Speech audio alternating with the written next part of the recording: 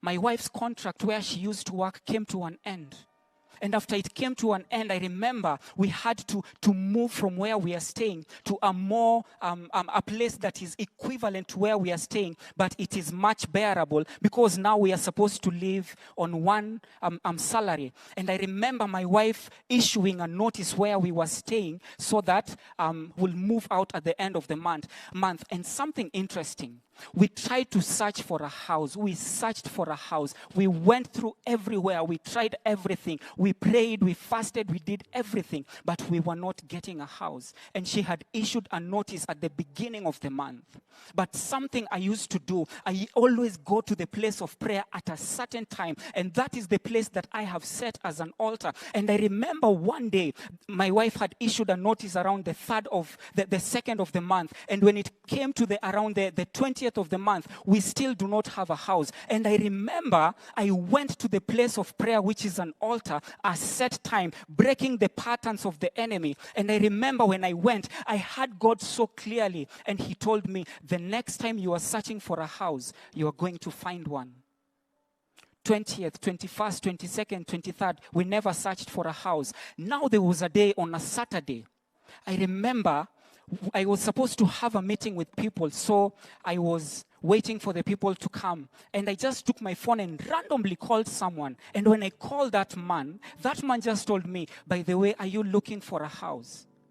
He told me, I know where you can find a house. And he sent me the contact of the caretaker there. And I sent the number to my wife. I told my wife to call the people because I was in a meeting. And then when my wife called them, after the meeting around 6, imagine we drove all the way to that place. At around 7:30, the caretaker was waiting for us there. And when we entered into that house, we found that the house had already been painted. It had been washed and everything had been set. And an interesting thing, the owner of that house is someone of a different religion. And this is what he told me. He told me, people from my religion have called me that I give them that house. People have contacted me. There are people from different walks of life. Even my own family, I refuse to give them, but I know you are a pastor, and that is why I'm giving you the house. And I remember the following day, I went together with my wife and our children and our house manager. We went to that house and we raised an altar again. Altars do speak. Altars do speak. And think about how I was in that place of prayer. I was interceding on behalf of my family. And this is the same way that Abraham was doing. He was interceding on behalf of his nephew Lot. An altar is a place where the spiritual invades the natural. It is a place of promise. This is a place of agreement. Remember, God had spoken to Abram. And you find that this is also a place of covenant, a place where God makes covenant with his people. This is also where covenants are activated and maintained. An altar is also a place where sacrifices are made. It is a place that has been consecrated and set apart.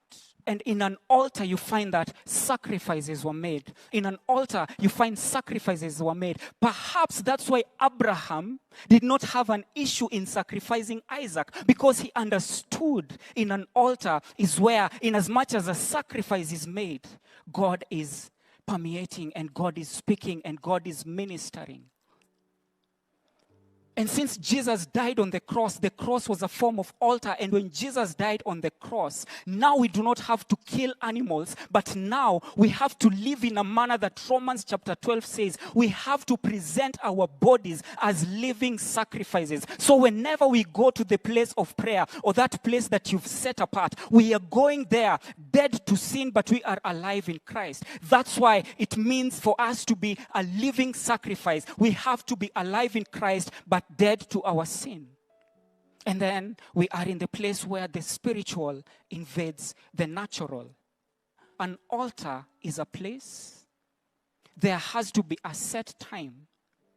We need to have a place. We need to have a set time. It can be a place in your house. It can be a place in an office. It can be even in your car. Do you have time where you allow the spiritual to permeate or the spiritual to invade the physical? Because this is where it builds you as a man of God. It builds you as a woman of God to be someone who is able to intercede. We need to have such spaces so that the spiritual will invade the natural and we are able to experience God. And He builds us when it comes to our intercession, because it's like a portal that has been opened. And do you have a place for your quiet time?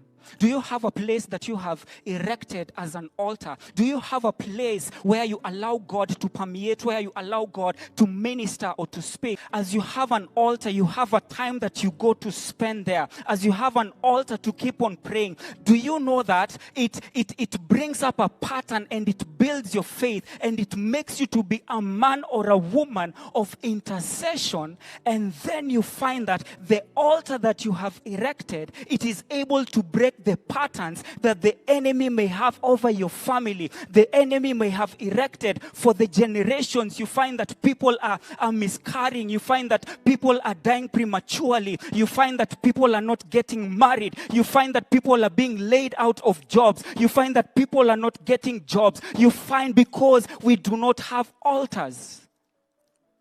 And altars do speak.